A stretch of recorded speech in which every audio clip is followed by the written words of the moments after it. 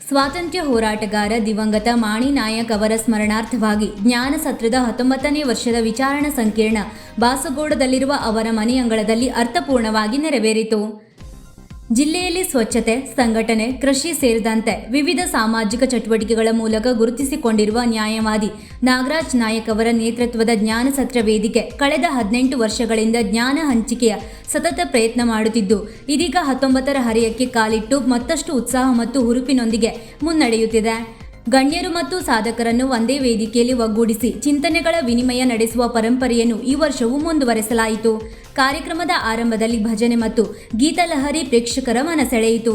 ಖ್ಯಾತ ಯಕ್ಷಗಾನ ಭಾಗವತ ಆನಂದು ಅವರಿಂದ ಶ್ರೀ ಗಣೇಶ ಸ್ತುತಿ ಹಾಡಿ ಕಾರ್ಯಕ್ರಮಕ್ಕೆ ಶುಭಾರಂಭ ನೀಡಲಾಯಿತು.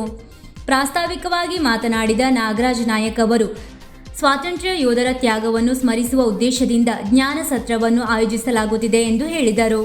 ಪೌರಾಣಿಕ ಉದಾಹರಣೆಗಳ ಮೂಲಕ ಜ್ಞಾನ ಸತ್ರದ ಮಹತ್ವವನ್ನು ವಿವರಿಸಿ ಅತಿಥಿಗಳು ಮತ್ತು ಸಭಿಕರನ್ನು ಆತ್ಮೀಯವಾಗಿ ಸ್ವಾಗತಿಸಿದರು.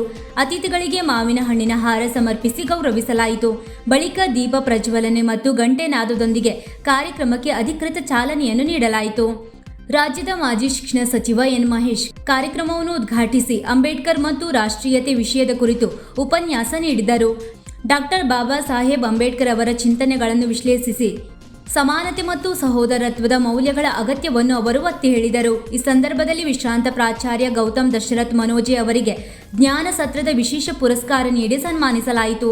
ಸಭಾಧ್ಯಕ್ಷತೆ ವಹಿಸಿದ್ದ ಚಿಂತಕ ವಾದಿರಾಜ್ ಅವರು, ಸ್ವಾತಂತ್ರ್ಯ ಬಂದು 75 ವರ್ಷ ಕಳೆದರೂ ಗ್ರಾಮೀಣ ಜನತೆಗೆ ಅದರ ಸಂಪೂರ್ಣ ಪ್ರಯೋಜನ ತಲುಪಿಲ್ಲ ಎಂಬ ಅಭಿಪ್ರಾಯವನ್ನು ವ್ಯಕ್ತಪಡಿಸಿದರು.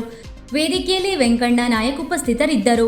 ಯಕ್ಷಗಾನ ಶೈಲಿಯಲ್ಲಿ ಅಂಬೇಡ್ಕರ್ ಕುರಿತು ಗೀತೆಯನ್ನು ಆನಂದು ಭಾಗವತ್ ಅವರು ಪ್ರಸ್ತುತಪಡಿಸಿದ್ದು, ಅವರ ಪುತ್ರರು ಮೃದಂಗ ಮತ್ತು ಚೆಂಡೆ ಮೂಲಕ ಸಾಥ್ ನೀಡಿದರು. ಕಾರ್ಯಕ್ರಮವನ್ನು ರಾಜೇಶ್ ನಾಯಕ್ ಸೂರ್ವೆ ನಿರ್ವಹಿಸಿದರು. ಅಜಯ್ ಸಾಹುಕಾರ್ ವಂದಿಸಿದರು. ಬಿಂದೇಶ್ ನಾಯಕ್ ಹಿಚ್ಕಡ, ಜಯಪ್ರಕಾಶ್ ನಾಯಕ್ ಸಹಕಾರವನ್ನು ನೀಡಿದರು. ಹೊರೆ ಕಾಣಿಕೆಯಾಗಿ ಬಂದ ಪುಸ್ತಕಗಳನ್ನು ಸಾಂಕೇತಿಕವಾಗಿ ವಿತರಿಸಿದರು. ಸುಬ್ಬಣ್ಣ ಅವರ ಸಾಹಿತ್ಯ ಪ್ರಕಾಶನದಿಂದ ಪುಸ್ತಕ ಪ್ರದರ್ಶನ ಹಾಗೂ ಮಾರಾಟ ಮಳಿಗೆಯು ಏರ್ಪಡಿಸಲಾಗಿತ್ತು. ಕಾರ್ಯಕ್ರಮದಲ್ಲಿ ಬಾಸಗೌಡದ ನಾಗರಿಕರು, ವಿವಿಧ ಕ್ಷೇತ್ರಗಳ ಗಣ್ಯರು, ನಾಯಕ ಕುಟುಂಬದ ಸದಸ್ಯರು ಹಾಗೂ ಜ್ಞಾನಾಸಕ್ತರು ಹೆಚ್ಚಿನ ಸಂಖ್ಯೆಯಲ್ಲಿ ಭಾಗವಹಿಸಿದ್ದರು. ಬೇರೆ ಬೇರೆ ವ್ಯಕ್ತಿಗಳಿರ್ಬೋದು ಇವರಿಬ್ಬರು, ಬಟ್ ಉದರ ಇದೆಯಲ್ಲ ಅದು ಒಂದೇ. ಆ ಉದರದಲ್ಲಿ ಯಾವ ಬೀಜ ಕೂಡ ಅಂಕುರ ಆಗ್ತದೆ.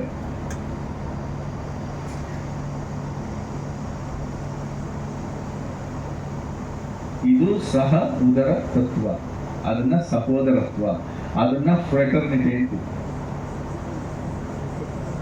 ಅಲ್ಟಿಮೇಟ್ ಅದು ನೋಡಿ ಎಲ್ಲಿಗೆ ಕನೆಕ್ಟ್ ಮಾಡಿದ್ದಾರೆ ಬಾಬಾ ಸಾಹೇಬ್.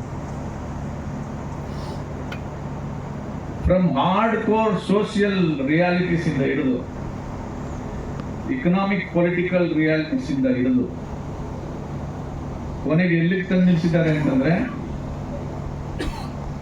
ಸಹೋದರತ್ವಕ್ಕೆ ತಂದು ನಿಲ್ಲಿಸಿದ್ದಾರೆ. ಆ ಸಹೋದರತ್ವದ ಫೀಲಿಂಗ್ ಅಟ್ಲೀಸ್ಟ್